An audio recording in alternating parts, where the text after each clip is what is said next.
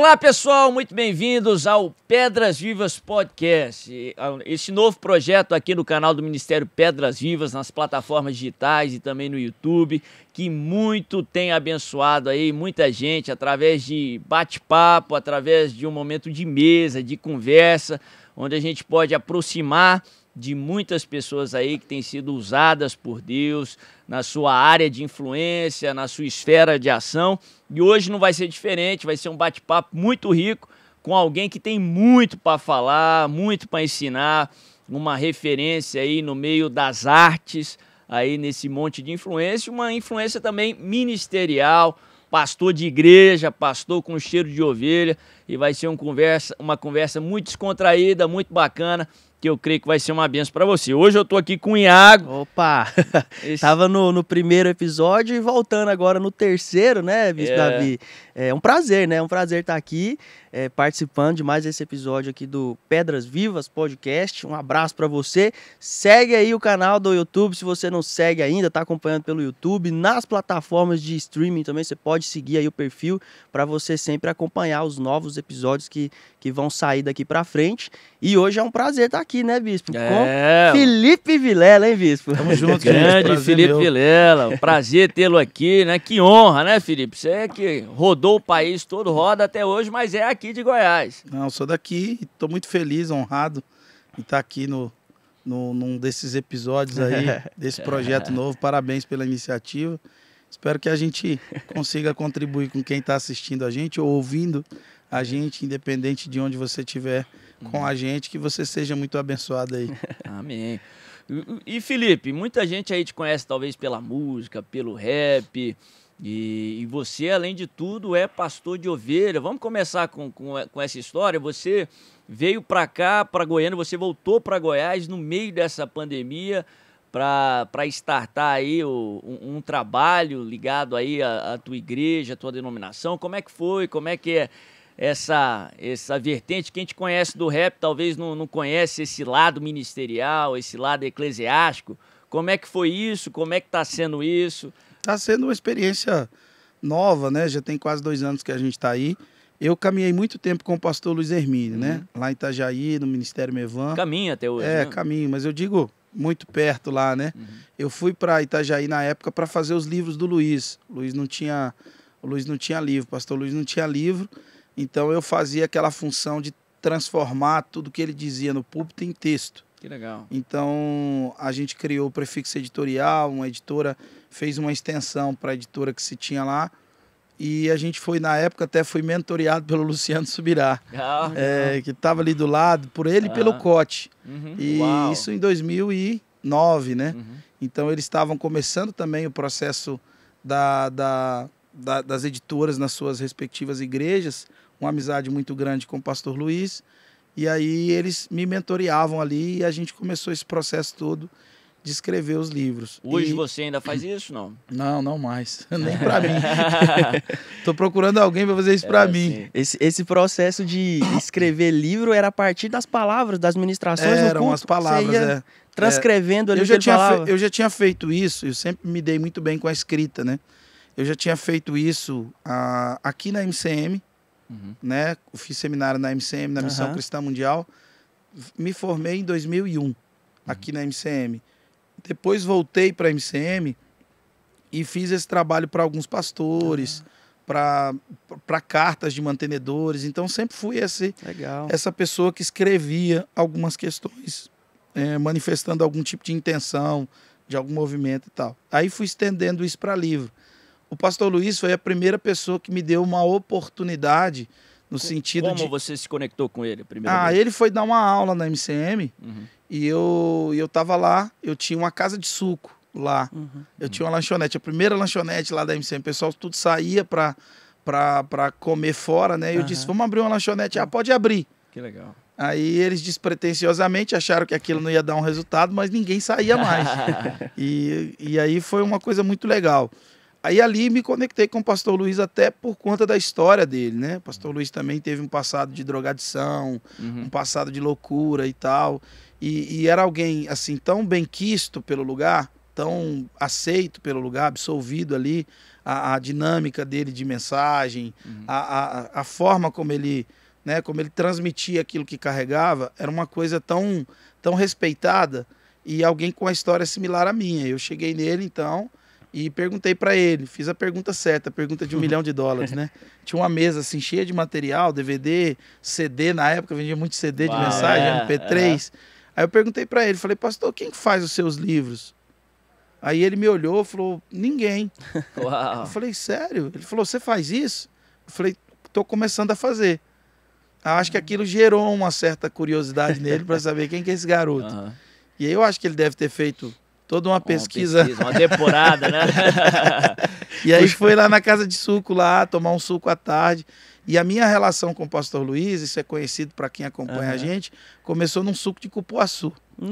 Aí eu fiz um suco para ele e ele ficou ali uns 40 minutos, 1 hora a gente conversando. Contei um pouco da minha história para ele e a gente foi mantendo contato. E aí, em 2008, teve a enchente em Itajaí. E nessa época ficou combinado, eu casei em 2007, 2008 faria 1 ano de casado. Depois que eu casei, eu fui servir um projeto social aqui em São Luís de Montes Belos. Ficamos lá morando lá. Interior de Goiás, né? Interior de Goiás. Era um abrigo de criança. Minha esposa é pedagoga. Uau, que legal. E eu ensinava um pouco que eu sabia de música para eles, bateria, violão, que são os instrumentos que eu fluía mais, né? E também auxiliava no mesmo espaço, funciona uma comunidade terapêutica. Então eu e a minha esposa ficamos ali como missionários, prestando um serviço voluntário. Foi quando o Luiz fez contato comigo. Essa experiência com ele aconteceu em 2006. Conheci ele em 2006. 2007 a gente ficou naquele trâmite todo para casar. Em 2008 a gente casou e se tornou voluntário. Ele voltou a fazer contato. A gente sempre se falava pelo MSN. Aí ele me chamou. Falou, vem aqui passar uma semana comigo. Aí eu falei, vou, né? Missionário. Eu achava que Itajaí ficava em São Paulo. Nunca tinha visto o mar. Uau. Na minha vida, 20 e tantos anos, goiano. Acostumado com córrego aqui, com tudo.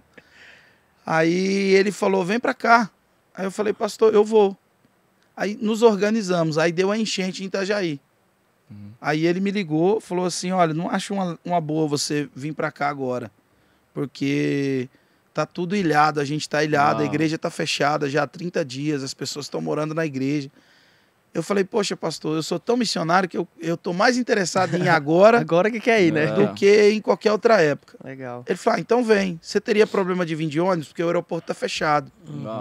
Eu falei, eu vou de ônibus. Aí fui de ônibus. Foi eu e a minha esposa, a gente não tinha filho, em 2008. A gente foi para ficar uma semana, a gente ficou 30 dias lá. Uau. Ele alugou uma casa pra gente, eu fui ligando pro projeto que eu estava servindo, eles foram me liberando. E aí ele alugou uma casa pra gente, a gente voltou para reunir nossas coisas e ir com esse intuito, escrever os livros do Luiz. Então ali começou todo o nosso processo, sabe, de trabalho dentro do Ministério Mevan. E aí a gente foi se envolvendo em outros projetos. Uma igreja grande, né, como o Mevan, como a Fonte da Vida, é impossível você se envolver em uma coisa só, né? Sim. Porque tem muitas coisas ligadas àquela mesma uma coisa. Ainda mais quando está na fase de expansão. Exatamente. Então eu me envolvi com os livros, mas já me envolvi com um projeto social. Legal. Aí depois desse projeto social me tornei pastor de adolescentes. Legal. E aí as coisas foram começando. O rap era uma coisa que eu tinha deixado. Interessante que essa parte de transcrição de palavras, a gente tem um trabalho parecido com isso, só que sabe o que a gente faz com ela? Legenda para Instagram, né? É diferente. Tem uma galera que fica ali atento no que o apóstolo, o bispo Davi tá ali pregando e transforma aquela ministração em um texto ali. O Iago, para quem não sabe, ele que é o líder das mídias sociais, o ministério, o departamento aqui das igrejas aqui em Goiânia. Então, tá inteirado disso. Quando você falou de transcrever o texto da palavra, eu lembrei disso na hora. Hoje a gente atualizou esse formato, não vira livro, mas vai pra internet. É que o livro, ele é... Depois eu me envolvi com essa parte de áudio também, audiovisual também. Mas o livro, ele é um tanto quanto mais complexo, porque às vezes quando você prega uma palavra, você é raso naquilo que você diz. Por exemplo, o bispo vai pregar uma palavra, aí ele fala do relógio. Aí ele fala do ano que nasceu o relógio. Mas ele não aprofunda naquele assunto. Ele passa já para outro. Ele faz aquilo como um pano de fundo, né? Como um pano de fundo para ele migrar para um outro tópico da mensagem. Então o editor, que é o Ghostwriter. É o escritor fantasma, né? O Ghostwriter. Esse cara, ele precisa pegar um assunto que foi na mensagem raso e transformá-lo ele em algo profundo. Então, através de uma conversa com o próprio autor, ele vai dizer assim, olha, você falou isso, isso e isso. Você me dá liberdade para continuar isso aqui que você falou? Porque ele não faz um link com o próximo tópico. Fica muito vago. Uma coisa é falar, a outra coisa é você ler.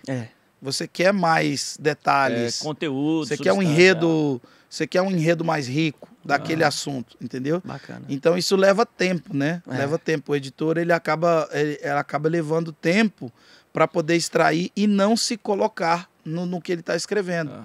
Ele precisa falar com as palavras do autor do livro. Então, por trás de muitas grandes obras literárias, é muito raro hoje o autor que escreve aquilo que ele diz. Tem toda uma equipe. Tem toda uma equipe. Hoje em dia as alternativas são múltiplas. Eu estou com 4 livros para lançar, mas eu preciso de alguém que faça esse processo. Que pegue, que organize, que desenvolva. E aí leva tempo, né? Antigamente os escritores, o Filipiense, por exemplo, os mais conhecidos, Max Lucado, vamos lembrar John Stott e tantos outros, eles ficavam tipo 6 meses, 7 meses num lugar. Aí... Tem história. O Rick Warren, ele disse que ele, quando foi escrever Vida com Propósito, ele ficou 6 meses, parece, né? Sem pregar. Sem falar nada. Hoje, raramente alguém tem condição até para fazer isso. Eu estou tentando criar uma disciplina de escrever pelo menos 2 horas por dia. Mas não é fácil, sabe? Para eu poder agilizar algumas coisas que eu tenho. Porque tem muita coisa que você não consegue dizer num vídeo. Você estava falando da palavra. A palavra é quase que uma sinopse do que vai ter no livro, Exatamente. né? Em 40 minutos você fala o conteúdo de um livro inteiro. Então tem que ser bem resumido mesmo. Tem que ser bem resumido. E o livro você consegue estender o assunto. E sempre que você está meditando em algo, não sei se é assim com você. Por exemplo, eu estou meditando em voluntariado. Um exemplo. Eu estou muito na pira da comunidade. Né? E aí o surgimento de uma comunidade. Não de uma máquina social, mas de uma comunidade. Como é que isso surge na perspectiva bíblica? E aí você vai, a partir da primeira menção, você vai... Tudo que você olha na Bíblia, a partir desse batismo com aquele assunto, você só vê aquilo. Perspectiva. Você só vê aquilo. Então você vai ler a genealogia, você está vendo aquilo. Você vai ler Provérbios, você está vendo aquilo. Você só encontra aquele assunto. Então, enquanto ele não está totalmente resolvido dentro de você, o seu foco de reflexão não muda. Então, aquilo vai crescendo, você não consegue pregar aquilo no domingo. Você precisa colocar em outro lugar. Então, aí é onde a escrita entra, bacana, né? Bacana. Mas, Felipe, você tem um testemunho fenomenal. Vamos contar um pouquinho dessa história? Você nasceu em lar cristão, você é filho de pastor, como é que foi aí o início da tua trajetória com Jesus? Eu não sei se eu respondi a pergunta anterior, mas eu acho que agora... Mas a gente vai chegar lá, vamos lá. Então, eu não nasci em um lar cristão, vi meus pais se separarem, eu era muito novo. Eu tinha 4 anos, eu sou de Jataí, aqui do lado, mas falo português. Não sei se e aí, nesse processo, nesse trâmite todo da relação entre meu pai e minha mãe, eu vi eles se separarem. Eu tinha 4 anos de idade. Foi muito traumático a forma como eles se separaram para todo mundo, tanto para eles, né? Acredito que muito mais para minha mãe, muito fragilizada ali pela conduta moral do meu pai na época, muitas traições e coisa arada. Então, meu pai saiu, foi embora, assumiu uma outra mulher e a gente ficou com a mãe solteira, que tinha vindo do Mato Grosso do Sul para morar em Goiás para acompanhar o marido, mas ficou com a responsabilidade de cuidar de 3 crianças. E eu caçula de outros 2 irmãos. E foi muito difícil, muito conturbado esse processo todo. A gente cresceu com muita dificuldade mesmo. Minha mãe foi trabalhar, minha mãe trabalhava de doméstica durante o dia e estudava à noite para terminar o colegial na época, para poder depois se tornar professora. E minha mãe, ela se formou, se tornou professora e continuou trabalhando à tarde. Então eu mal via minha mãe. Mal via, essa era a verdade. Eu via minha mãe 2 vezes no dia, mas para dar um beijo e tchau e seguir. E ela seguiu a rotina duríssima dela. Seus irmãos eram qual faixa etária a mais que você? O meu irmão é 2 anos meu irmão Henrique e a Naime 1 ano e alguma coisinha. Sim. Minha irmã tem 41, meu irmão faz 40 agora. Minha irmã fez 41, meu irmão faz 40 e eu tenho 38. Mais ou menos. A faixa etária era 4, 6 e 8. Novinho. Tudo novo, né? Uau. Muito novo. E aí, nesse processo todo, a gente foi crescendo, muito sozinho. E logo, logo, a gente ali, depois de um certo tempo, ali com 10, 11 anos mais ou menos, eu tive a minha primeira experiência ali com droga, com esse contexto todo, muito solto, né? E ali, dali em diante, começou um processo de envolvimento muito profundo com as drogas. Num desespero da minha mãe, ela acabou nos internando num colégio interno. E aí meu pai tinha sumido de Jataí, mas já tinha voltado. E aí precisava também de uma concordância dele. E aí foi eu e meu irmão internado num colégio interno. Foi muito grave o que fizeram com a gente, mas eu entendo o desespero de uma mãe sozinha criando filhos. Ainda mais naquela época, né? Quando se falava de droga, não se tinha informação, não se tinha conhecimento a respeito. Você tinha quantos anos aí? Eu tinha 11 para 12 anos. Uau, e já com envolvimento com droga. Foi bem rápido, assim, bem complexo. E meu irmão afundado também, nós dois. E a gente foi para esse colégio em Cacilândia, divisa de Mato Grosso do Sul com Goiás. E ali tinha gente do Brasil todo naquele colégio. Muita gente do Brasil todo. E ali era um lugar que funcionava uma espécie de tráfico de droga ali, um contato, um vínculo entre pessoas. E a gente acabou se inteirando de coisas que a gente não estava pronto para se inteirar, né? Então, para você ter uma ideia, nesse colégio interno, na época, tinha a festa da cocaína. Uau! Entendeu? E a gente meninada de 12 anos? Não, tinha mais velho, né? Tinha o 2º grau, tinha o ensino médio ali também. Tinha de ensino fundamental a ensino médio. Então, assim, isso tudo, bebida, muita loucura ali. Tinha mais ou menos uns 500 alunos dentro daquele lugar. E era uma loucura, uma doideira aquilo. E a gente foi se envolvendo. E aí, depois de uns 6 meses lá, eu muito revoltado, porque, pra você ter uma ideia, nessa época, para eu ir para casa, eu tinha que conseguir uma carona. Uau. Eu tinha que ir para a estrada, pegar uma carona e para eu poder ver. E depois eu tinha que conseguir uma carona para voltar.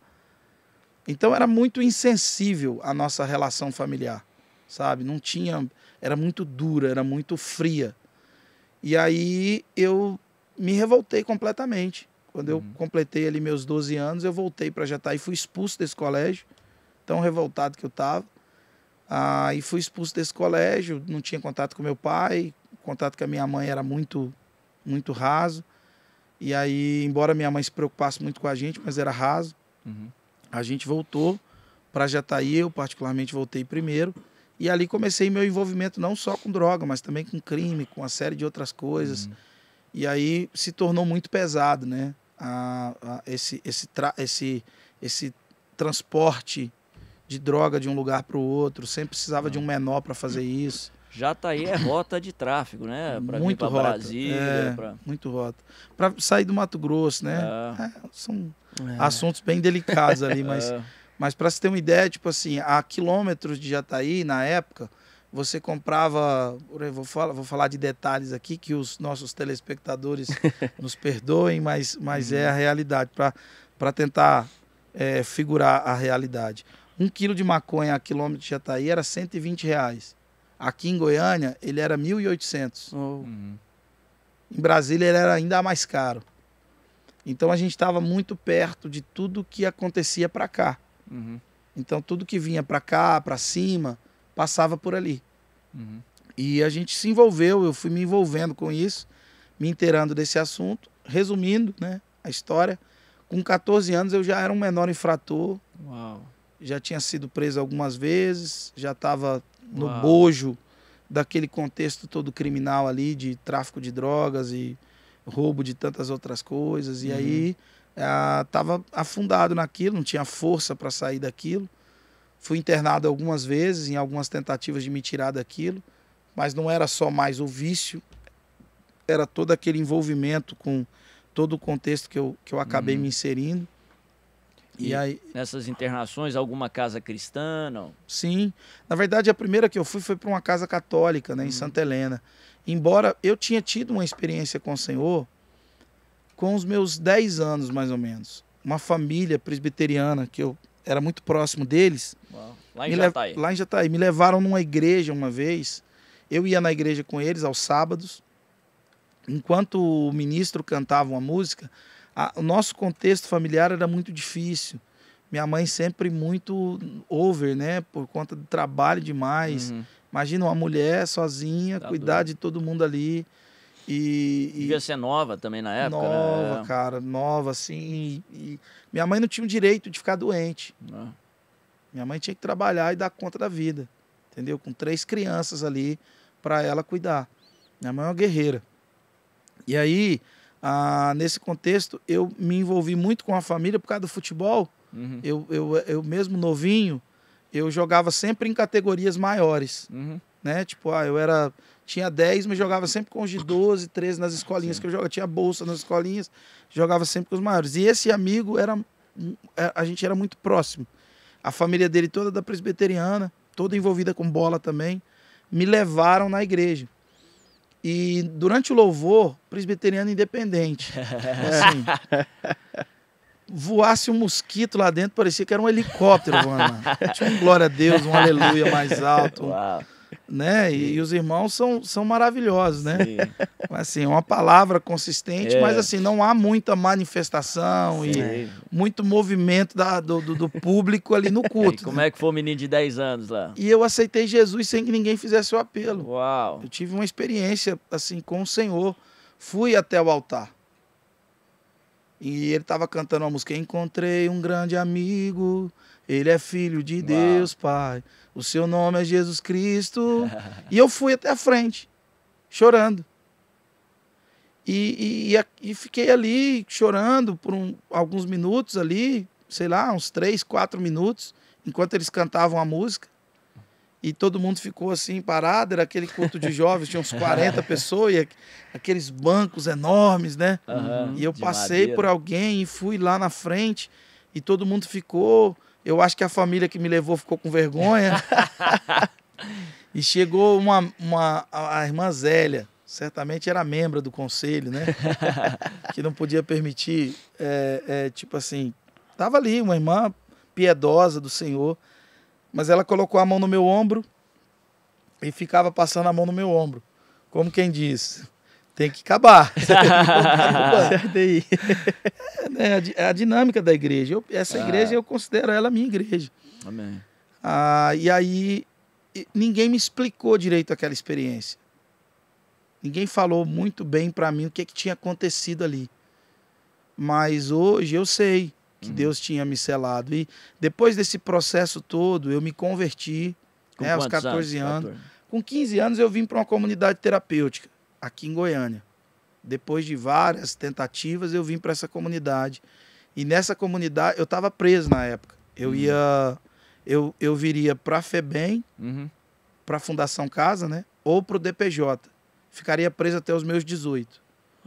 Já não tinha mais paciência com o promotor da vara da infância e da juventude. Eu já tinha passado por todo aquele crivo de 45 dias preso, 60 dias preso, e sempre com envolvimento relacionado a tráfico, relacionado a questões assim nesse sentido, sabe? Não eram roubos simples, não era uma coisa assim para comer, para nada disso. Era sempre coisas que estavam relacionadas, estavam sempre linkadas a contextos de crime mesmo, né?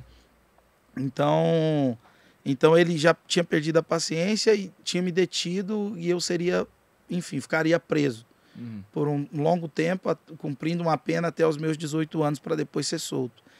E nesse processo veio uma irmã, minha mãe desesperada, obviamente, né?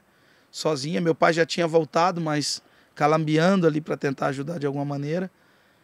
E aí veio uma irmã, também da presbiteriana, e essa irmã, ela interveio ali, conseguiu advogados para me dar uma oportunidade de mais uma internação. Então era como se fosse assim a minha última chance.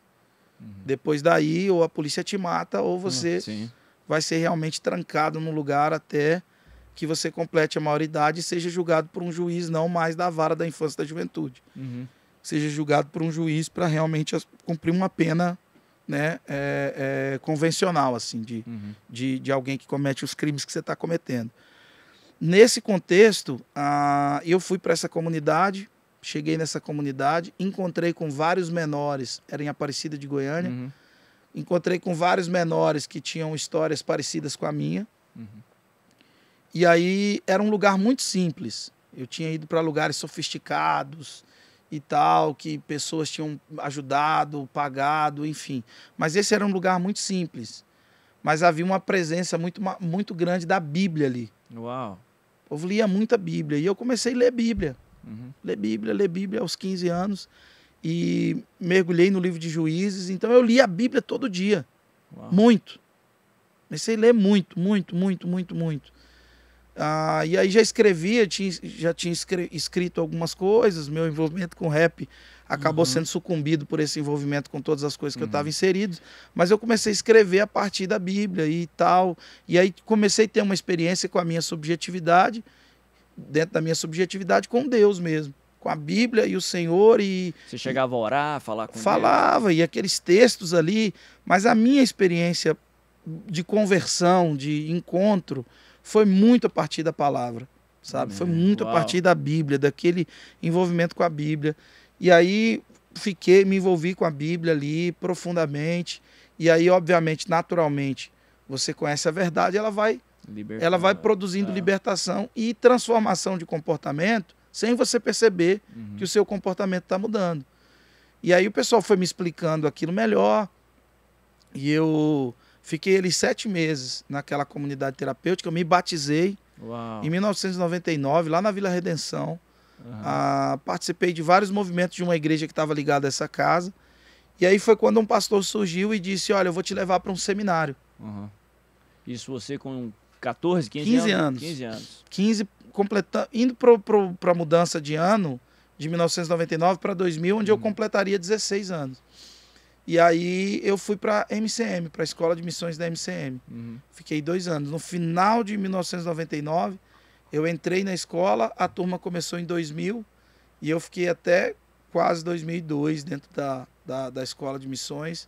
E aí começou esse meu processo. Eu fui para a igreja depois que me formei, mas aí dei uma calambiada, uma frustrada, me desviei, fiquei um tempo desviado. Depois do seminário? Depois do seminário. Voltei para Jataí, fiquei desviado ali e tal, me envolvi com muita coisa. Na época, me envolvi com a política, né? Fiz músicas para muitos políticos, comecei a animar eventos, na época dos comícios, né? Sim.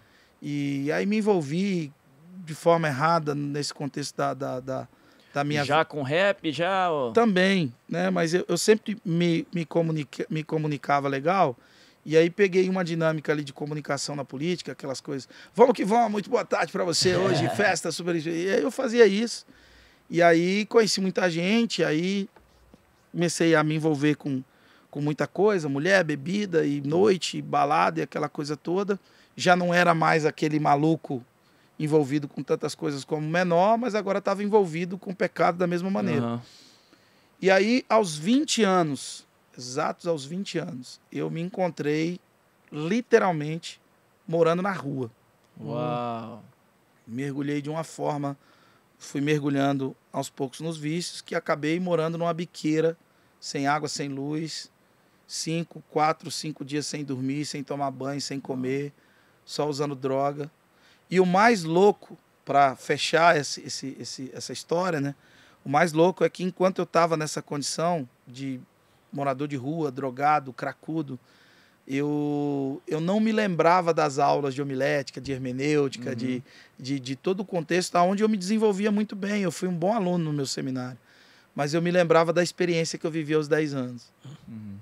Uau. E o que eu cantava na madrugada, mesmo estando ali completamente e totalmente escravizado, não era a lembrança que eu tinha era daquela experiência. Sementinha que foi plantada lá, né? Aquela foi muito poderosa. E eu cantava aquela música nas ruas ali, sabe? Nas madrugadas, acordado, angustiado. Já pensei em me matar várias vezes. Falei, não consigo. Minha mãe tinha uma padaria na esquina, né? Minha mãe venceu, minha mãe, meus irmãos. Eles tinham uma padaria na esquina. Eu tinha vergonha de ir lá. Eu pedia pão na outra padaria que ficava a 3, 4 quarteirões de distância. Você tinha contato com sua mãe nessa época, não? Eles estavam querendo me internar de forma involuntária. Sim. Eu estava realmente descontrolado, assim. Eu adentrei ao uso de droga e aquilo para mim era um pouco da frustração que eu tinha, sabe? De ter passado por tudo aquilo e não conseguir ter feito nada com aquilo, vivido, sabe? Eu passei por uma igreja, essa igreja fechou, né? Ela fechou várias vezes. Fecharam, reabriram, fecharam, reabriram. E tinha um movimento tão interessante na época, mas eles se perderam. Hoje eu sei que eles se perderam completamente. Lá em Jataí. Não, aqui em Goiânia, quando eu saí do seminário, fui morar nessa igreja. E eles se perderam completamente, assim, na dinâmica de igreja, na vida comunitária. Eles ficaram completamente perdidos. E eu morava dentro dessa igreja. Então, imagina, eu não sabia o que era igreja. Eu saí do mundo, fui para uma casa de recuperação, onde todo mundo é muito sincero, a intenção é a mesma. Saí de uma casa de recuperação, fui para um seminário, onde o meu envolvimento com a igreja era aquele envolvimento de final de semana, de seminarista. Vai evangelizar, vai pregar, vai pintar a igreja, vai capinar o quintal. Era envolvimento de seminarista. E quando eu saí de todo esse contexto, de toda essa minha peregrinação por casa de recuperação em seminário, que durou quase 3 anos, eu fui morar dentro de uma igreja. Mas eu não sabia o que era igreja. E eu vi que todo mundo não era tão sincero. Eu vi que todo mundo tinha problema de relacionamento. Eu vi que as pessoas não se davam. Eu vi que havia conveniência. É um hospital. Entendeu? Eu não estava acostumado com aquele contexto. E tudo bem, a igreja ela tem os seus percalços e problemas. Mas aquilo tudo foi um choque para mim. Foi um baque muito grande. E eu vi aquela igreja, aos poucos, se fechando. Ela mudou uma visão no meio do caminho, aderiu a uma outra visão, que era um resultado de uma outra denominação grande, que me inspirava, que tinha rachado. E aquela se juntou com essa. E todo aquele negócio, que é absolutamente normal, a vida é real, amém, gente? A vida segue, há movimentos que acontecem. A igreja é imperfeita, é imperfeita, né? Feita por homens. E talvez foi até o próprio Deus que permitiu. Mas naquela época tudo isso gritou no meu ouvido, na minha alma. E eu pensei, vou sair daqui e vou voltar para Jataí. Quando eu cheguei em Jataí com 18 anos, eu queria tudo, menos estar dentro de uma igreja. Eu falei, não há verdade ali, não há sinceridade ali. Eu fiquei um xiita. Na verdade, um chato, né? E aí foi aí que eu fui me perdendo, fui me envolvendo com outras coisas, fui perdendo não, sabe? Um abismo foi chamando o outro, né? Dos 18 aos 20. Dos 18 aos 20. Você deve ter muitos conhecidos dessa época lá em Jataí, né? Pessoas que acompanharam a sua infância ali, depois quando você voltou também. Hoje você tem contato com essa turma de lá? O que essas pessoas têm alguma... Deve ter alguma referência sua do que você se tornou hoje já, né? Eu procuro lá em Jataí, eu queria, né? Mas agora já não dá mais, por causa da internet, por causa de uma série de outras coisas. Mas eu nunca me apresentei em Jataí como pastor. Porque isso acaba criando um distanciamento por pessoas que não comungam da mesma fé. Eu queria que as pessoas me vissem. Então, eu tenho uma coisa meio... A minha esposa, ela sabe disso. Tinha um bar lá de uma determinada pessoa que sempre que ele me via nessa condição, ele me dava um espetinho, um pouquinho de farinha, um pedaço de mandioca e uma Coca KS. Ele me chamava de tempo em tempo para comer. Me chamava, tal, e falava, você comeu? Come aí, tal. Você morava na rua na época? Praticamente. Eu morava dentro de uma biqueira, de uma Cracolândia lá, né? Hoje diminuiu muito, assim, mas ainda se espalhou. Diminuiu não, se espalhou por outros lugares. Mas ele sempre fazia isso comigo. E sempre que eu volto em Jataí, eu passo nesse bar. E ele sabe que você é pastor? Sabe? Não tem como não saber. A última vez que eu passei lá, todo mundo do bar queria tirar foto comigo, os meus funcionários dele. Oh, vamos tirar uma foto, vamos tirar uma foto, vamos tirar uma foto. Então, assim, eu procuro ter uma vida social em Jataí semelhante à que eu tinha. Obviamente, sem toda a prática de pecado. Mas permitindo, porque a gente é uma carta, a carta não fala, cara. Carta serve para ser lida. Entendeu? Sal não fala, luz não fala. Luz aponta caminho, sal salga, produz sede, produz sentido nos alimentos. Então eu procuro viver dessa forma lá. Hoje já não consigo mais, porque está nascendo um movimento social lá que provavelmente a gente, né, provavelmente alguma coisa eu vou começar lá em Jataí. Não uma igreja talvez nos modos convencionais, mas um restaurante comunitário, um programa de triagem para pessoas que queiram se internar, um apoio para famílias de pessoas que sofrem, são codependentes, né? Alguma coisa a gente vai começar em Jataí nesse sentido, mas durante muito tempo eu não me apresentei como pastor, e é revolucionário para eles, né? Às vezes para minha esposa também é meio constrangedor, porque minha esposa foi crescida num lar cristão, e aí casar com um maluco, um maloqueiro igual eu. Então vamos aproveitar. Me fala como é que foi sua volta para Jesus e como você conheceu tua esposa. Foi lá na MCM também. Quando eu estava nesse contexto todo, nessa situação praticamente de rua, né? O pessoal da MCM soube. E um dos coordenadores do seminário da MCM era um colega meu de turma. E eu, quando fiz pra você ter uma ideia, eu tenho um amigo meu, colega de turma, que estava em casa aqui agora esses dias. Ele ficou 13 anos no Nepal, formando pastores nas montanhas do Himalaia. E agora ele está há 4 anos no Camboja, comprando meninas que seriam vendidas para ser objeto sexual. Então ele está com a casa lá com 20 e poucas meninas que ele comprou. O Luciano, né?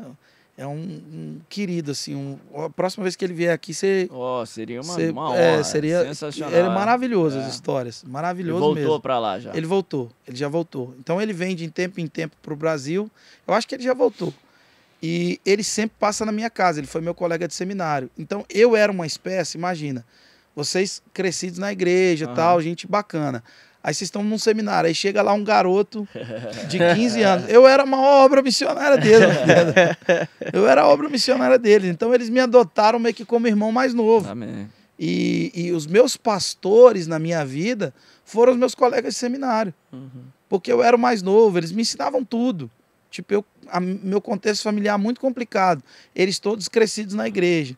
Ali, alguns já eram formados em teologia sistemática, estavam ali para estudar teologia missional.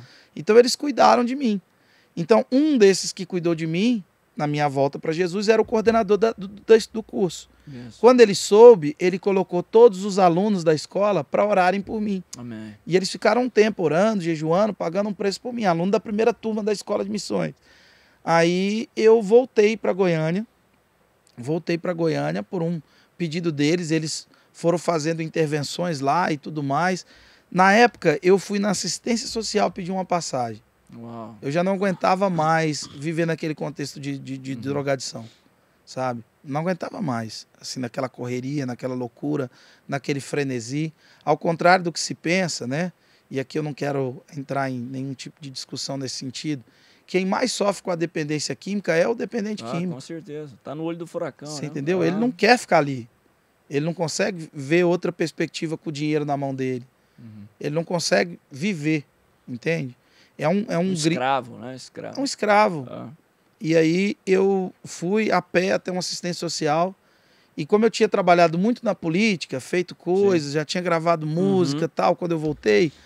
Quando as pessoas me viram na assistência social, eles me reconheceram. Falou, você não é filho do fulano, da fulana? Falei, sou. Eu te vi assim, assado, trabalhando. O prefeito, na época lá, o Fernando da Folha, eu tinha feito muita coisa para ele. Eu tinha criado um movimento chamado Atitude 22. E aquilo movimentou a cidade na campanha de uma forma muito diferente, com a linguagem muito diferente. Então eles me conheceram. E falaram, meu Deus, tal, por que você está assim? Eu falei, eu sou dependente químico, me manda para Goiânia. Me mandaram para Goiânia, o pessoal da MCM me acolheu, e ali começou todo o meu processo de recuperação.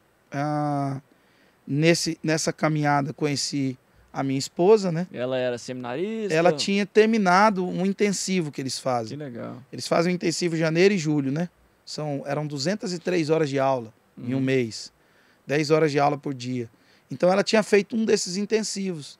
E aí quando eu voltei, estava tendo um intensivo. Eu já estava ali há alguns meses, mas aí teve um intensivo de julho. Julho de 2005. Foi julho de 2005, foi isso mesmo. Julho de 2005 ela estava lá no intensivo. Eu conheci o pastor Luiz em janeiro de 2005. Uau. Conheci ela em julho de 2005. Foi uma coisa assim. E aí a gente começou a se conversar, mas eu, enfim, não tinha menor... Entendeu? Perspectiva nenhuma ali, né? Esse negócio bonitinho aí, dando atenção pra mim. Milagre. Deve ter alguma coisa errada. E a concorrência enorme, entendeu? E aí, enfim, conheci ela, a gente começou a trocar ideia. Na época, trocava ideia pelo Orkut, trocava ideia pelo MSN. Bom que vai revelando a idade. Falou de MSN, de CD, né? Orkut. Aí eu fui secretário, aí nessa ali já me envolvi com a Igreja Casa de Adoração, a qual tenho muita gratidão, pastor Valneir, pastora Luciana Rodrigues, que estão ali em Trindade, no Ministério Casa de Adoração. E eles me levaram para dentro da casa deles. E assim, ali foi uma referência de uma família funcionando. Que benção. Você sabe? Precisava, né? Eu precisava. Eu vi, nenhum casamento ao meu redor tinha dado certo. Uau. Mas ali eu vi um casamento dando certo. Ali eu vi gente criando filho. Eles têm o Gabriel, que é um filho, né, do coração, que eles pegaram o Gabriel muito cedo. Aí tinha o Josué, o Eliseu. E aí eu me tornei, tipo assim, um membro daquela família de alguma maneira. Uau. E eles me amaram ali bastante. E eu caminhei um tempo ali na casa deles, morando ali. E isso foi maravilhoso. Isso foi um estímulo para eu querer construir a minha família, sabe? E aí eles me ajudaram muito a ter uma vida de oração consistente. São pessoas de oração, pessoas muito sérias. Uma vida de dedicação à palavra de Deus, vida devocional, sabe? Então, assim, muito do que eu tenho de vida devocional, sóbria, sabe? É com o pastor Valneir e com a pastora Luciana. Que legal, que legal. E aí, nesse tempo, vivendo ali na casa deles, aprendi isso, né? E aí, ali veio uma certa, digamos assim, maturidade na minha caminhada com o Senhor. E ali comecei a caminhar com Deus. Depois de 2005, isso? Na verdade, eu voltei, eu acho que foi isso. Eu voltei em 2004, mais ou menos, sabe? Para final de 2004. Aí fiquei caminhando um tempo ali.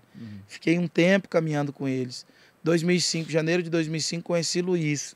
Aí, depois, conheci minha esposa. Foi mais ou menos nessas épocas. 2006, 2005 mesmo, a gente assumiu o namoro, quase no final. 2006, a gente se tornou noivo. 2007 a gente se casou. Foi mais ou menos um movimento assim. Eu não me lembro precisamente as datas, mas foi mais ou menos um movimento assim. A gente ficou um tempo ali namorando e nem beijar a gente beijava, né? E aí a gente conseguiu viver um período assim de oração no Senhor, sabe? Tomando essa decisão, tentando saber se era realmente o que Deus tinha pra gente. E a Josi é uma pessoa muito... Minha esposa é uma pessoa muito fundamental na minha vida. Assim, e como é que foi a aceitação da família dela, quando você foi chegando na história? Da família dela foi tranquila. Ela é filha de pastor? Da igreja não, cara. Sério? Enfrentei um cortado. Nossa. É até complicado contar, porque a gente acaba expondo muita gente. Não, a gente lidou com as resistências muito... que também eram espirituais.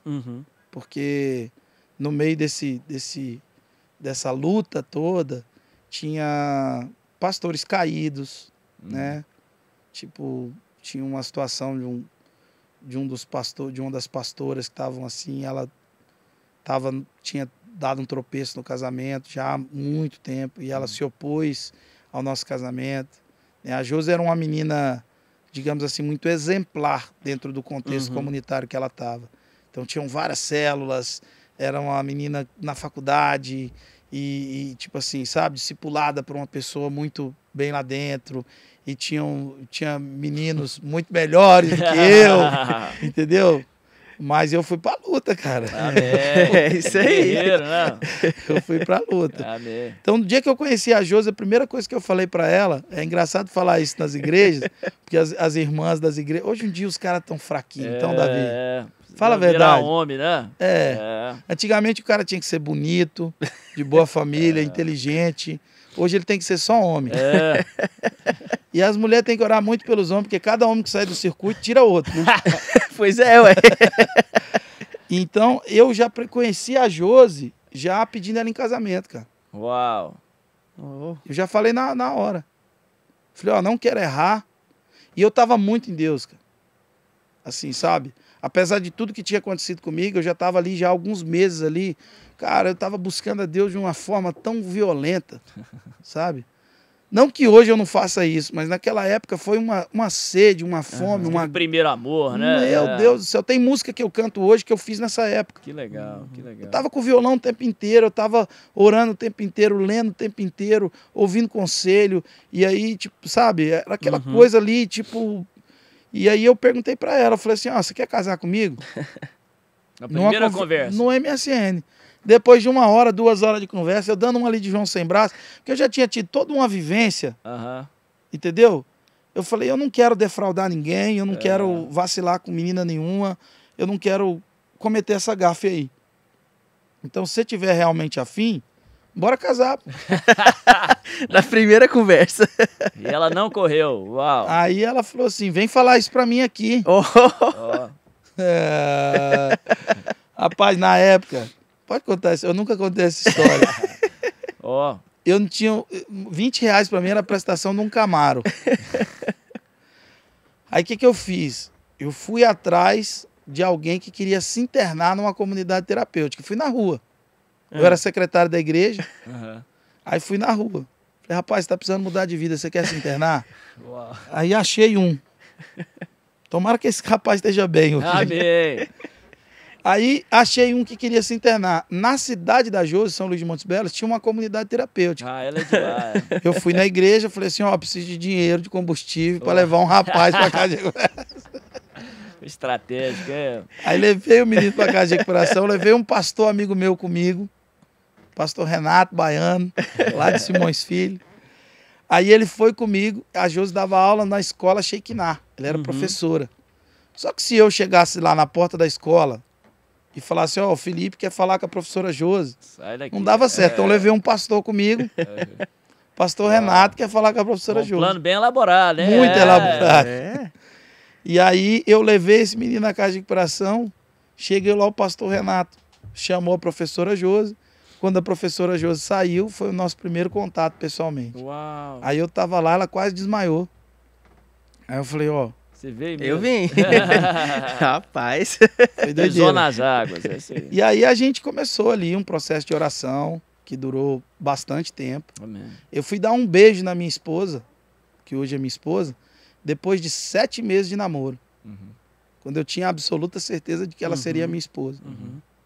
Então a gente caminhou num projeto de renúncia que não é fácil, né? Amém. Né? E a gente caminhou... Mas vale a pena. A gente caminhou num processo muito doido aí, de morder no dedo. Amém.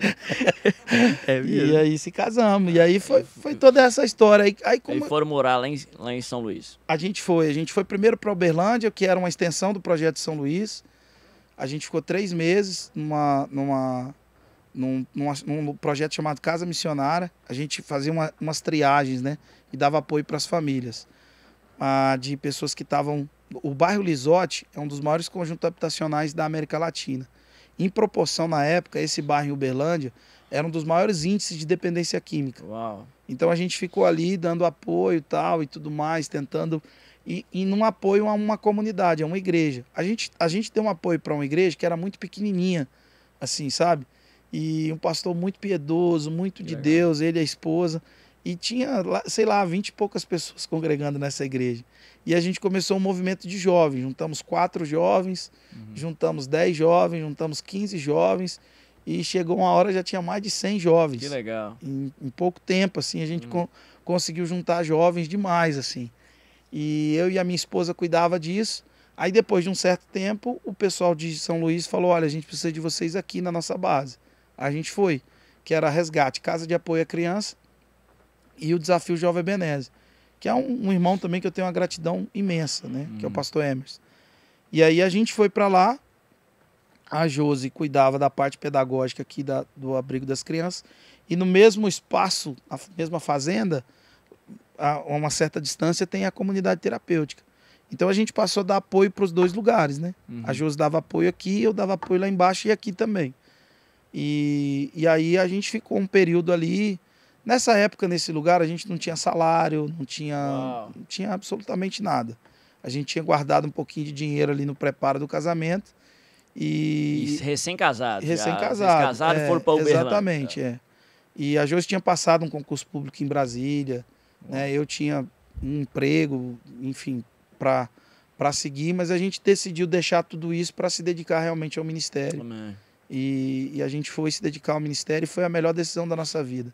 Amém. E na época foi muito complicado, assim, era uma loucura para todo mundo, porque a gente tinha um apartamento, eu tinha alugado um apartamento em Brasília, ia morar lá, e assim, no processo do casamento, do preparo, fui trabalhar, fui para Brasília, me envolvi com amigos que estavam já trabalhando, e a gente foi trabalhar, preparar essa vida de casado.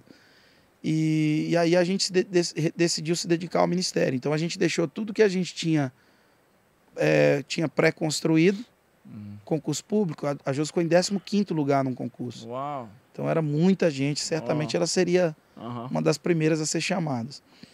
A gente deixou tudo isso e fomos para Uberlândia para um pedido do pastor Emerson.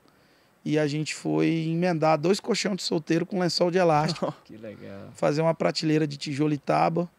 E quem vê feed não vê backstage, né? É, isso aí, né? É. E a gente foi ali ralar Tinha uma semeadura. pra caramba. Só que aquilo não era pesado pra gente, sabe? Eu lembro muitas vezes da gente pegar R$10 e ir pro terminal de ônibus de Uberlândia, porque lá vendia um pastelzinho de R$1, que a gente amava. E eu e a Josi fazíamos isso feliz da vida. Nós dois, recém-casados, andando de ônibus, voltando e cuidando dos jovens e cuidando ali das pessoas. A gente foi para São Luís. De São Luís foi que eu recebi o convite do pastor Luiz. Jesus fala que a comida dele é fazer a vontade do Pai. Isso aí. Né? Quando a gente está no propósito de Deus, pode ter dificuldade, adversidade, que são naturais. Jesus mesmo nos alertou que teríamos. Mas nós temos alimento, né? Sabe que eu tinha medo? Eu tinha muito medo de me deparar com a mesma realidade de igreja que me desvirtuasse de novo como da primeira. Sim, te frustrou, né? E agora eu estava casado. Então eu falei assim, quer saber, cara? Eu vou me dedicar à obra missionária. Isso que eu ia falar para você. Eu costumo falar que nosso ministério começa nas nossas dores, né, cara? Você tem uma via missional aí. E eu entendi a minha limitação. Eu disse, eu não estou pronto para chegar aí e ter que disputar, ter que concorrer, ter que provar que as minhas intenções são puras. Cara, eu prefiro fazer o que ninguém quer fazer, cuidar de quem ninguém quer cuidar. E se a minha esposa topou isso, então eu vou fazer, eu vou caminhar digamos assim, na zona periférica do ministério evangélico. E ao caminhar nesse lugar, eu me encontrei com o pastor Luiz Hermínio. E o pastor Luiz, assim, o Ministério Mevan foi a minha primeira, embora eu tinha tido essa referência com a Casa de Adoração, com o meu pastor Valnei e pastora Luciana, foi muito legal, mas foi curto. Foi curto. Com o pastor Luiz, no Mevan, eu fiquei 14 anos, cara. Uau. Então, tipo assim, o Mevan foi uma igreja que me treinou para a vida. Porque o poder da comunidade local é você encontrar pessoas que vão instruir você em áreas completamente distintas. Foi lá com o Marley e com a Regina, que ninguém conhece. No Mevan você conhece o Luiz Hermínio, Felipe Vilela, o Juscelio. Mas o Marley e a Regina foi um casal precioso, piedoso, que nos levava para casa deles e nos ensinava como é que era ter vida de casado. Entende? Então, outros irmãos ali dentro ali me ensinaram a como é que eu administraria, como é que eu me organizaria a título de finanças. Então, na comunidade local, a comunhão com a comunidade local, ela produz ensinos que nenhuma faculdade ensina, entende? Porque você tem na comunhão, você tem sabe, uma série de pessoas ali que podem instruir você para a vida. O discipulado é isso, É, né? exatamente, Vida, né? Convive numa comunidade local. Então, a vida comunitária no Mevan, ela foi me preparando, sabe? Então, assim, meus filhos nasceram, hoje nasceram dentro da igreja, sabe? E eles amam a igreja. Amém. Eles amam a igreja e são apaixonados pela igreja, justamente por conta desse porto seguro que a gente encontrou em Itajaí. Amém. Então, Itajaí hoje, se eu fosse falar de Itajaí, do Mevan, lá é a minha Jerusalém. Amém. Lá é o meu lugar de origem, entendeu? Lá foi o lugar que me enviou. Eu tinha desistido do rap, porque para mim o rap era uma coisa que estava relacionada ao meu contexto de drogadição, Sim. ao meu contexto de... Passado. Ao meu passado. Me fizeram acreditar nisso. Me fizeram. Mesmo que de forma inerente, mas me fizeram. E eu queria ser o quê? O pastor que combinava o sapato com o cinto.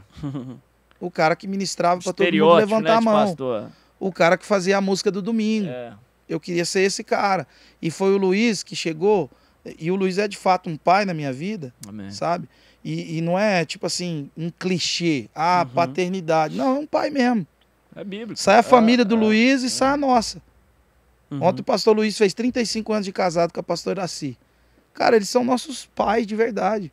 São avós dos nossos filhos, de verdade. O Samuel, o filho do Luiz, é meu irmão mais novo. A Bruna é minha irmã, os filhos do Luiz. Porque a gente foi absolvido por eles, sabe? De uma forma... É claro que eles têm a vida familiar deles e tudo mais, mas eles nos inseriram nesse contexto de carinho, de destino, de preocupação com a gente. Então, assim... toda essa ativação para voltar para a música, para fazer rap, foi uma coisa do Luiz. O Luiz pagou meu primeiro disco, e o Luiz não era famoso. O Luiz não tinha grana. Assim, o Luiz tinha uma Zafira, o Mevan era uma igreja que estava começando a crescer, e a gente gravou num estúdio simples, que ele pagou com o cartão dele, que não era nem um Black ainda, eu brinco. Não era nem um American Express ainda. Era um cartão de crédito simples. E ele ouviu as minhas músicas, alguém falou, ele me pediu para cantar e ele disse, você precisa gravar isso. O Brasil vai cantar essas músicas. Quem você menos imagina vai cantar essas músicas. Eu disse, não, pastor, e tal. Ele falou, não, você precisa gravar isso. Vai procurar um estúdio e vai gravar. Então, meu primeiro EP foi o Luiz que pagou, foi o Luiz que fez, foi o pastor Luiz que organizou e que me encorajou a colocar a cara. Então... minha trajetória começa ali, tipo assim, as coisas que eu startei, que eu vinha sonhando com elas, agora eu acredito que tudo isso treinou meu coração, mas eu tô falando isso não para falar do Mevan, eu tô falando isso para falar da importância da comunidade local, da Fonte da Vida, da Assembleia de Deus, da Presbiteriana, de que nada acontece fora da comunhão. Só há cura na comunhão. Sim. Você falou que achava que o rap era parte do passado e não do propósito, né? Mas fazia parte do propósito de Deus para a sua vida. E como começou o teu envolvimento com o rap? Por que algo segmentado aqui no meio de Jataí? Assim, a gente não tem uma... Em Goiás tem uma comunidade de rap grande, tem rock, né? O povo acha que aqui é só sertanejo, mas não é. Mas como é que começou a tua história aí, com a música em particular com o rap, cara? Eu fazia umas redações, assim, meio diferentes na escola. Bem novinho, eu fazia umas redações. Eu acho que com uns 8, 9 anos, mais ou menos, a professora propôs uma redação se eu pudesse. Era uma conjectura, né? Sim. E se eu pudesse, é uma suposição. E aí eu fiz um texto lá, se eu pudesse voar, né? E aí eu fiz essa redação, uma poesia em forma de poesia, com estrofes. E eu nunca tinha lido uma, ou pelo menos eu não me lembrava. Sim. E eu fiz ali as estrofes e tudo, as rimas, dividi as rimas certinhas. E a professora ficou tão entusiasmada com a minha poesia que ela, na época, foi para a revista Escola, uma revista de professores e tal. E a partir dali eu me tornei uma espécie de leitor de tudo que tinha na escola. Instituto São José, em Jataí. A irmã Regina e a irmã Bernadette. Era um colégio católico. E eu passei a ler os textos, Dia das Mães, Dia da Bandeira, Dia não sei o que e tal e tudo mais. E continuei escrevendo. E aí fui escrevendo, fui acumulando coisas daquele jeito, né? Via filme, via coisas, via tudo que eu via relacionado a isso, eu escrevia. As redações eu passei a querer fazer elas tudo desse jeito. Um belo dia eu cheguei, depois de alguns anos, eu cheguei num evento de hip hop em Jataí. Que legal. Era uma roda de break, alguns caras cantando, era uma coisa novinho discreta, ainda, muito, acho que ali 11, 12 anos mais ou menos. Quando eu cheguei e vi aquilo, eu falei, ué, eu vi a galera cantando, eu falei, ué, o que eu escrevi dá certo nesse beat aí, nessa batida aí.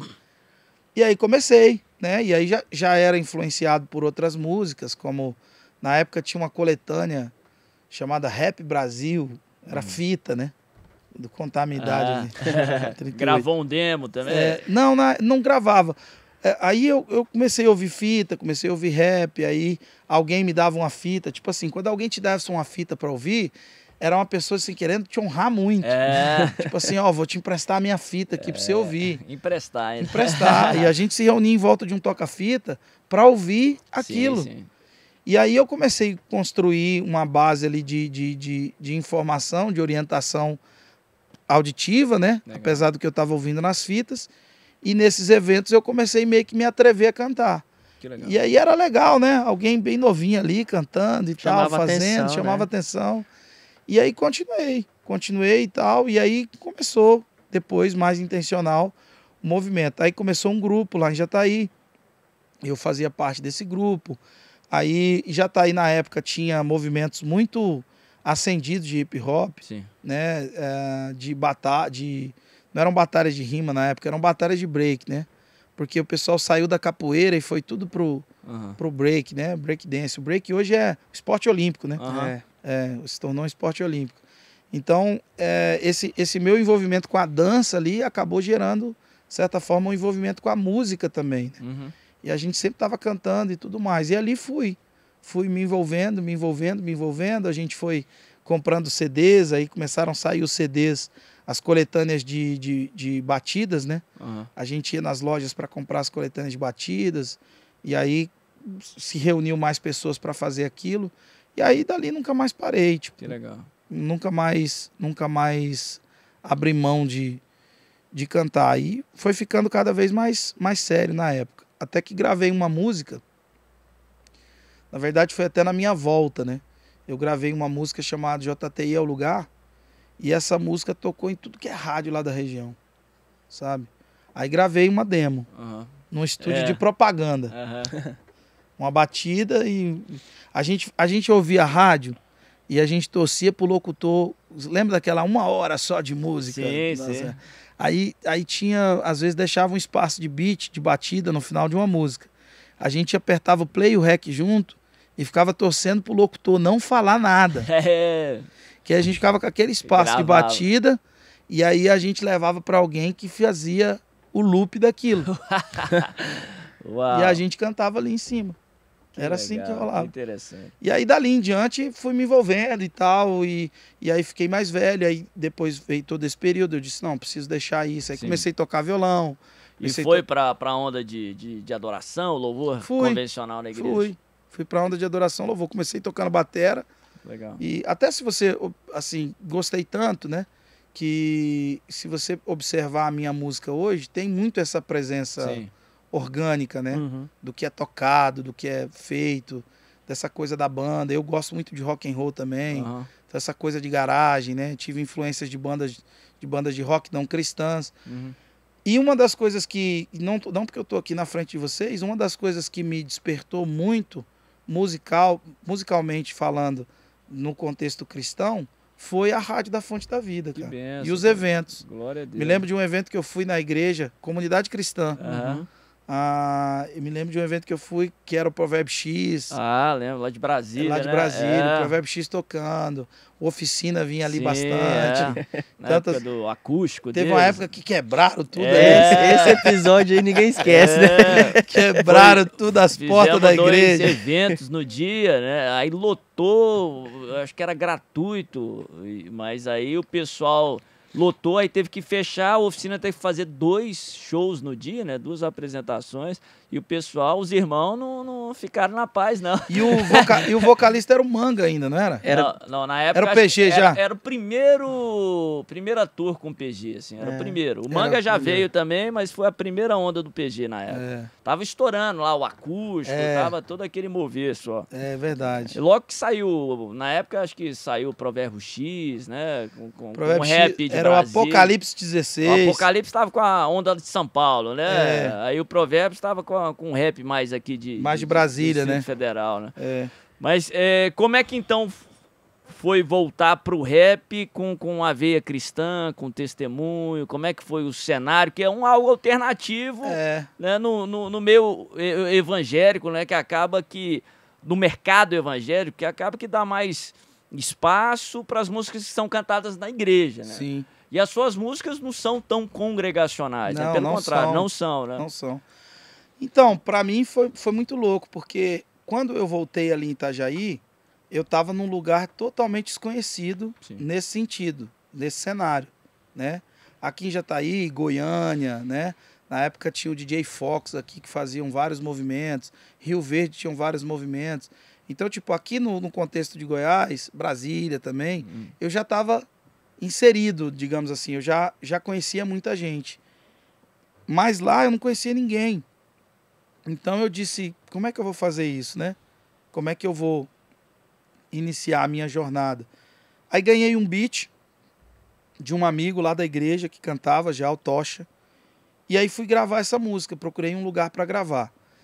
E aí surgiu, na época, eu fazia dingo, né? Sempre fiz muito dingo, tanto os que eu canto quanto os que eu não canto, mas compondo ali. E aí eu fiz um jingle para RBS TV, que era uma campanha chamada Craque Nem Pensar. E aí eu fiz uma música para RBS TV, que é a Globo, lá da região, de tanto Santa Catarina quanto do Rio Grande do Sul. E essa música, essa campanha tinha o Zico como um dos embaixadores e tudo mais. Aí eu fiz a música, e essa música eu fiz como um jingle. Foi a primeira música que eu gravei depois dessa volta. Aí eu fiz como um jingle, e esse jingle foi acatado. E aí o RBS TV quis fazer uma entrevista comigo. Eles fizeram uma entrevista comigo, e a partir dali eu disse, agora eu preciso gravar. Aí ganhei esse beat, gravei uma música, tal. Só que os eventos, eu era alguém completamente e totalmente desconhecido.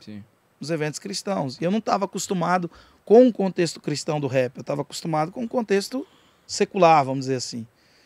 Então foi um processo todo, porque a minha música era um pouco diferente. Eles estavam naquela vertente muito gangstar ainda, muito, sabe, muito humano ainda, cara de mal mesmo. E eu queria rir.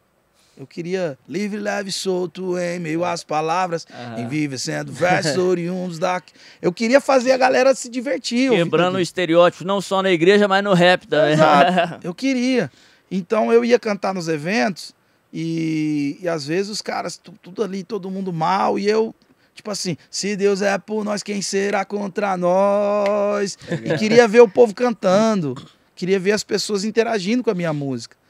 Então não foi muito aceito, não. Eu enfrentei uma certa dificuldade do meio do rap, sabe? Da galera. Até que eu percebi que é o seguinte, eu comecei a ouvir muito, quando eu gravei o primeiro disco ali, as primeiras músicas, eu comecei a ouvir muito assim, cara, eu não gosto de rap, mas a sua música eu consigo ouvir. Que legal. Eu não gosto de rap, mas o seu eu consigo. Eu falei, quer saber, meu irmão? Eu não quero essa aprovação do meio do rap, não. Amém. Eu quero fazer música. Demorou, sabe? Um pouco assim. Foi uma coisa meia diferente. Então eu fui procurar produtores que não eram do rap, que poderiam me dar uma... Porque o rap eu já tinha, eu cresci ouvindo isso. Conheço isso. Então eu fui procurar produtores que eram músicos de fato. Sim. Mas aí, tipo, o fato de eu fazer rap com banda na época era uma anomalia pro rap. Uau. Entendeu? Tipo, eu ter aquele bandão tocando. Aí os caras, não, rap é DJ, é o beat. Eu disse, pô, mas aquele beat alguém tocou. Aquele sample que você tá usando, alguém tocou o violão, alguém tocou a bateria, alguém fez o piano ali. Então a única coisa que eu tô fazendo é fazendo o meu beat. Sim. Então, dentro do contexto de rap, isso não foi aceito. Depois surgiram no meio secular Marcelo D2 fazendo com banda, surgiu o Rappin' Hood fazendo com banda. Que trouxe a influência brasileira também pro rap, né? Quem fez essa mistura primeiro do rap com samba foi o Rappin' Hood, né? Sim. Não o D2. O D2 se apropriou de uma forma mais gourmet, né? Fazendo um acústico MTV que depois todo mundo viu que dava certo. Mas eu já fazia aquilo antes de ouvir tudo, porque no contexto de periferia, nas rodas de samba, você já via que o BPM do samba era similar ao BPM do groove ali do samba. Todo o groove dava certo. Seja do samba, do reggae, qualquer groove que alinhasse o BPM ali, a velocidade que a gente precisava para fazer, dava certo. Então, essa minha perspectiva musical era uma coisa rejeitada pelo meio rap, lá no contexto onde eu estava. Entende? Até que eu saí dali. Aí fui fazendo as coisas, fui fazendo os 2 discos que eu fiz, 2 EPs, né? O segundo EP eu vendi um Gol 98 que eu tinha para terminar. Uau! Dinheiro. Aí vendi esse Gol, terminamos o EP.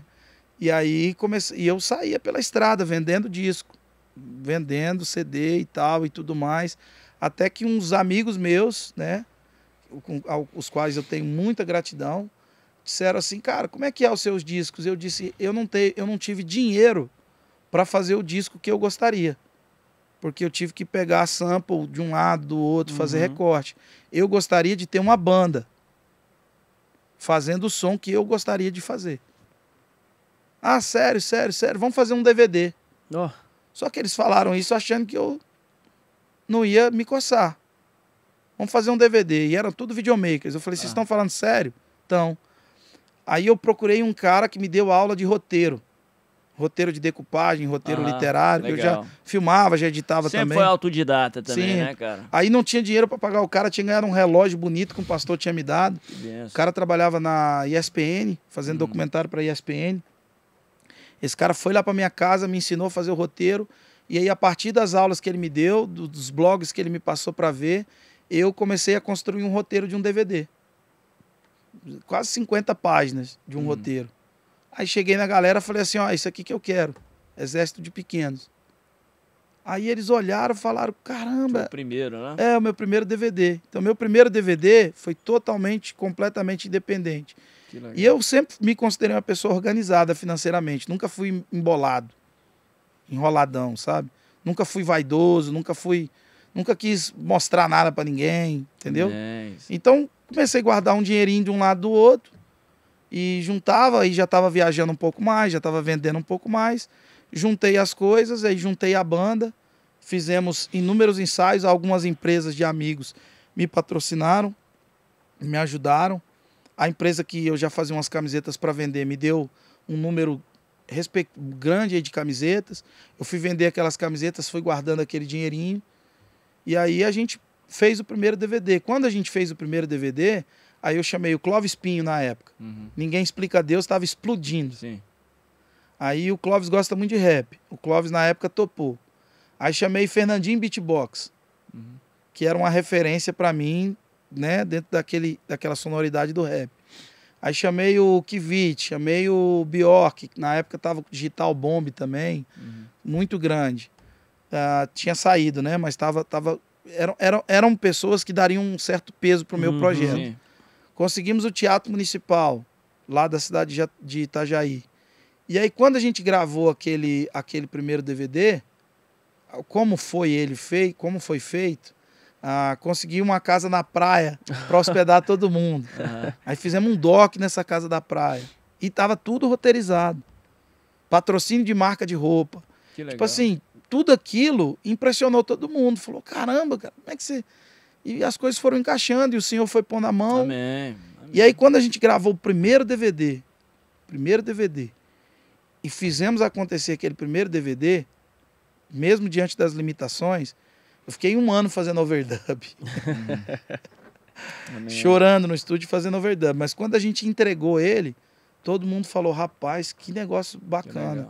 Aí foi aí que as gravadoras começaram a chegar perto, começaram a se interessar pelo meu trabalho. Foi tua entrada ali no meio gospel foi minha nacional. Entrada. Foi minha entrada. Foi minha entrada. Todo mundo... O que as pessoas... E tudo orgânico. É o orgânico? Não, o orgânico é o próximo, né? Não, diga assim... Orgânico no sentido de... Por isso que chama orgânico o próximo. Porque todo o resultado que a gente conseguiu ali foi completamente e totalmente orgânico. Que legal. Eu não sabia que tinha que impulsionar. Eu era tão inocente, puro nesse sentido, não sabia de nada. Falei, vamos cantar. A gente cantou aquela música com o Salomão, lá, o Salomão do reggae também, um irmãozão importante na jornada. E aí veio para esse projeto também, fez toda a coordenação vocal e tudo mais, e enfim. E o Salomão pôde aí te ajudar, porque o som dele é meio alternativo para o meio gospel também, né? O Salomão é um dos artistas mais incríveis que eu conheço. O Salomão é um dos compositores mais fenomenais. Conviver com o Salomão assim num processo de composição, ele é brilhante. O Salomão é brilhante, ele é brilhante. Assim, não só para o que ele faz, mas o Salomão transpira música. Que legal. Ele é um artista, assim, maravilhoso. Eu vi o Xuxa Levi falando isso. Nós temos uma experiência com ele. Ele foi um culto de jovens nosso no sábado à noite. Só ele e o violão. E ele ficou e pregou e cantou. E o povo não queria ir embora. E deu quase 11 horas da noite o povo lá na frente. E aí a gente tinha que encerrar por conta do horário, né? Já tava ultrapassado, mas o cara tem muito talento, muita musicalidade, ele conseguiu... E uma simpatia. E presença de Deus, né? Também. Uma graça, uma graça. É bom. Cara. Uma graça para lidar com as pessoas. Então, o Salomão foi assim, duas pessoas que me ajudaram bastante a título de conselho no processo de gravação, foram 3. Vou ser honesto com os 3, assim. Tem mais, né? Mas artisticamente falando. O primeiro foi o Salomão. Depois foi o meu contato com o Mauro Henrique. O Mauro não é muito de falar, mas o pouco que ele fala entra assim, certeiro. Você precisa melhorar isso, Vilela. Você precisa melhorar aquilo. Quando a gente foi gravar Morumbala, né? Foi uma música que a gente gravou do Projeto da África. E o Mauro, assim, foi ele é genial também, assim, sabe? Tem um olhar muito sensível para a arte. E foi o Eli. Por último agora, o Eli, sabe? O Eli é um dos caras mais... gente boas que eu conheci, sabe? Um artista fantástico, com um nome bem alocado, mas assim, um carinho comigo, sabe?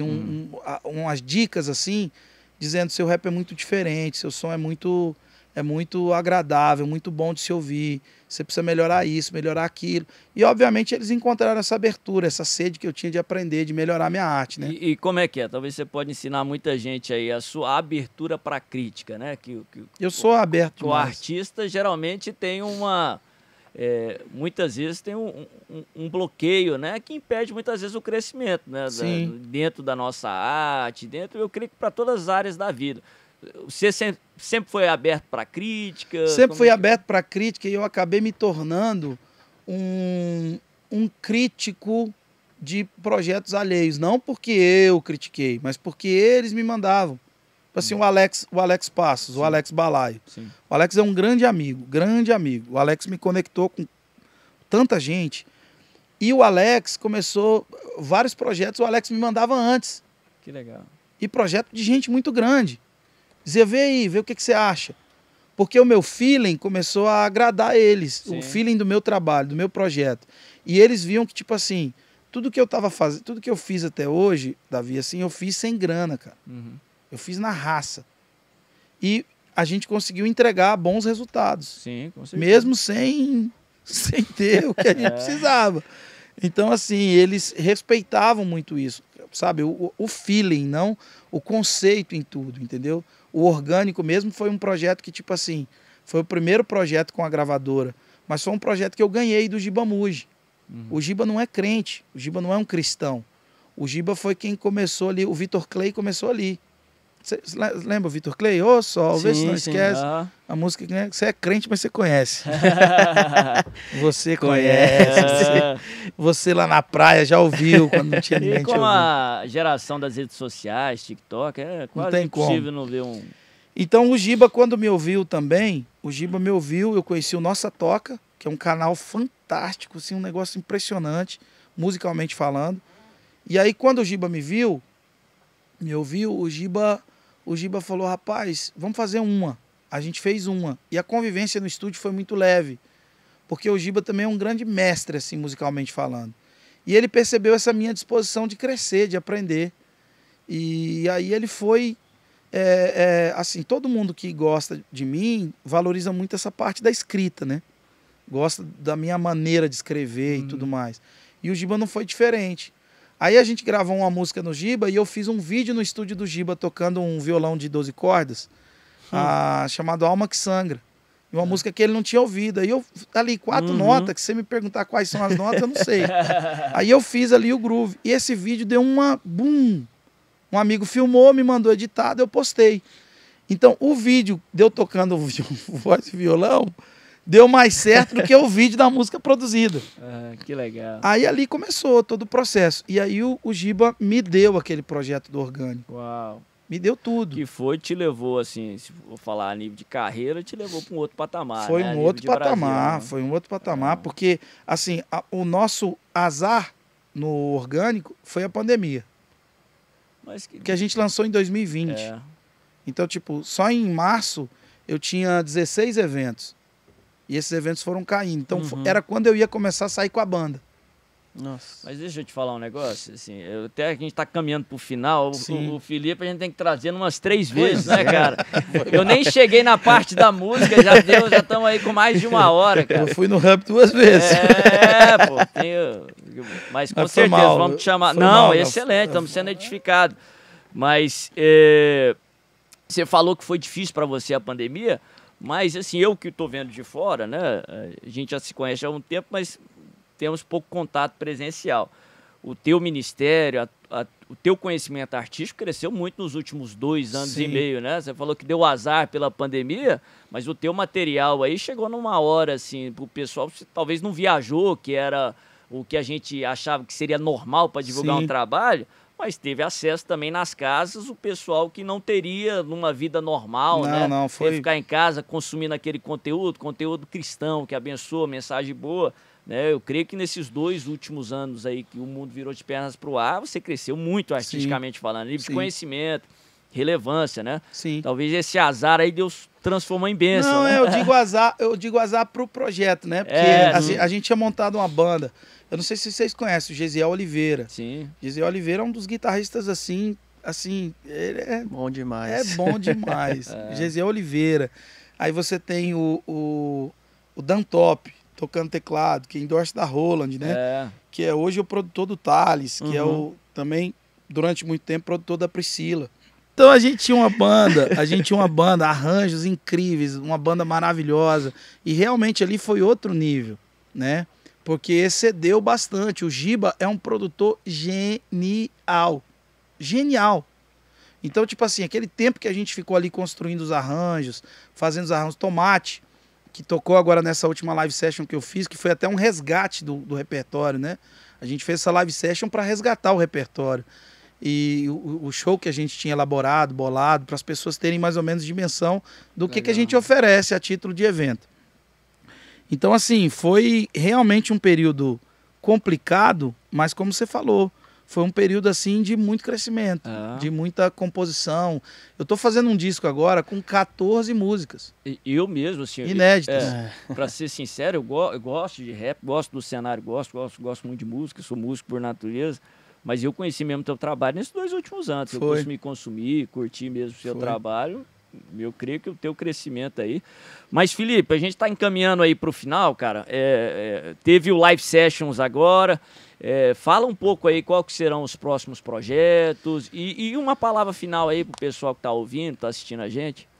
Então, essa live session, eu tenho meia hora. Não, tô brincando. Você pediu muita coisa aí. Não, a live session foi, como eu disse, foi um projeto de resgate desse repertório. Eu acho que serviu, foi legal, bacana demais. E acho que as pessoas tiveram uma dimensão, assim, né? Desse desejo de oferecer essa música, né? Para a igreja, para o evento. E hoje a gente consegue, sabe? Através da live, isso fica muito claro, que a gente consegue gerar um envolvimento e transmitir uma mensagem a partir das músicas. Porque show de rap sem essa perspectiva de público, ele é um pouco chato. Sim. Fica uma pessoa falando ali, cantando o tempo inteiro. Aí você vai em evento de rap, canta 4, 5 grupos. Poxa, você tem que gostar muito de rap para ficar ali, né? mas a gente criou uma dinâmica onde a gente consegue envolver as pessoas no refrão, fazer com que as pessoas cantem, criar uma variação que parece que você não está ouvindo a mesma música. Né? Que você bota um disco ali, parece que é a mesma música sempre. Então a gente criou essas influências do rock, do samba, do groove mesmo, raiz, né? Desde bambata, essas coisas todas. Uma coisa estudada, uma construção de arranjo a partir de um estudo, digamos assim, preocupando-se com o recado, mas preocupando-se também com as pessoas que estão ouvindo na nossa frente. Que elas vão realmente receber algo dinâmico, que vai ter uma dinâmica que vai trazer o envolvimento delas. A live, eu acho que produziu essa sensação. Agora vai sair ela inteira, né? Eu acho que as pessoas vão poder dar um play lá, e não é a música de adorar de olho fechado, é a música de adorar de olho aberto. Vai viajar daqui para lá, bota a live toda que você vai curtir. Nas plataformas já saiu. Quando? Já saiu a live. No YouTube sai para agora. A gente lança o making off agora. Acredito que entre hoje e amanhã deve sair o making off, o doc, né? Da gravação da live toda. E a gente fez. Quantas músicas? São 10. São 10 ou 11. Uma coisa assim. 10 ou 11 músicas. E aí, o que tá vindo agora é o seguinte. Eu já fui... Meu produtor é o meu baixista da live, que é o Richarlison. E a gente tá fazendo 14 tracks inéditas. Uau. E aí eu considero o trabalho da minha vida esse. Amém. Porque tem de tudo. Tem de bossa, a trap, a drift, a funk. Tem de tudo. Então é uma coisa assim... Eu tô meio cansado nesse negócio de lançar single. Eu acho que isso vai mudar. Ninguém aguenta mais ver só single. Você quer entender o que o artista tá respirando e que tipo de recado ele quer transmitir. Até agora, recentemente, num podcast, a Beyoncé participou de um podcast e isso reverberou no mundo, né? A fala dela, né? As pessoas não lançam mais álbuns. Só musiquinha. As pessoas só lançam single. E aí, essa coisa do algoritmo. Então, eu sei que tem todo o contexto de mercado, mas eu estou tentando estabelecer uma simetria entre essa questão de mercado e realmente a necessidade de transmitir um recado. É difícil você ver um artista que gosta dessa onda do single, né? Eu não gosto, não. O povo tem saudade do álbum, da mensagem, da história, Sim. e todo o contexto que envolve o álbum. Sim. Mas, Felipe, manda uma mensagem aí pra turma, tá? Como homem de Deus. E fica o convite, cara. Quero muito ouvir sobre a onda ministerial. Nós começamos com a pergunta e não nos aprofundamos dela, né, cara? E sobre a parte musical também, tinha muito mais pra perguntar. Vamos ficar um convite ainda esse ano. A gente se vê de novo. A gente vai entrar em 21 dias de jejum e oração semana que vem. Vamos colocar isso no projeto, né? Pra trazer o Felipe mais uma vez. Legal. Aqui. Bacana. Gente, obrigado pelo convite. Obrigado mesmo. Eu gosto, né? De mesa é melhor que púlpito. E a mesa, ela propicia muita oportunidade, muito ensino, de uma forma muito mais leve, né? Então, que a gente entenda o segredo da mesa, a beleza da mesa. Eu acho que o podcast, a adesão, o crescimento dos podcasts demonstra um grito da alma de todo mundo. Todo mundo quer mesa, todo mundo quer comunhão, todo mundo quer estar junto, todo mundo quer estar ensinando e aprendendo, né? Um com o outro. Então, e essa beleza da comunhão, ela pode ser encontrada na igreja local. Então, o recado que eu tenho é que não importa como a igreja esteja. Acho que as cartas que Jesus escreve para as igrejas de Apocalipse, elas deixam muito claras isso. Uma igreja se rendeu à doutrina dos nicolaítas, outra abandonou o primeiro amor, outra estava morna, mas todas as cartas terminam de igual modo. Ouça o que o Espírito Santo diz à igreja. Isso deixa claro para a gente que o Espírito Santo nunca vai desistir da igreja. Sim. Que não importa como a igreja esteja, o Espírito Santo sempre vai falar com ela. Amém. Então, se Deus mandou uma alta patente do céu para lutar pelo corpo morto de um homem velho, o arcanjo Miguel veio lá do céu para lutar pelo corpo morto de Moisés. Então imagina as forças angelicais que Deus não está liberando, dispensando para a terra, para lutar pelo corpo de Cristo, para manter a igreja sendo essa mesa aberta que fornece lugar para todo mundo. Então, que a gente entenda a beleza da comunidade. Eu sou fruto, né? Tudo que está acontecendo comigo e vai acontecer é produto do que a comunidade pode produzir, da educação, da orientação, da emancipação que uma comunidade saudável pode produzir na vida de um indivíduo. Então, é isso. Deus os ama tanto que decidiu fazer um projeto tão perfeito através de pessoas imperfeitas. É isso né? aí. Como nós. Lindo. Iago, despede da turma aí, fala pro pessoal se inscrever. É isso aí, ó. Agradecer aqui a participação, Felipe, Bispo Davi. Foi um podcast incrível, né? Como foi falado aqui, esse momento de descontração, mas também muito edificante. Se você gostou, né, desse momento aqui de conversa, compartilha com alguém que você conhece, com seus amigos, manda o link. Se você já segue o perfil, convida o pessoal para seguir também. Se você não segue, não deixa de seguir aí o canal do YouTube, né? De se inscrever e compartilhe mesmo. Comenta aí também o que você achou e depois a gente volta, né? Tá feito o convite, né? É isso Obrigado mesmo. na terra e nos céus, viu? Tchau, então. Valeu, gente.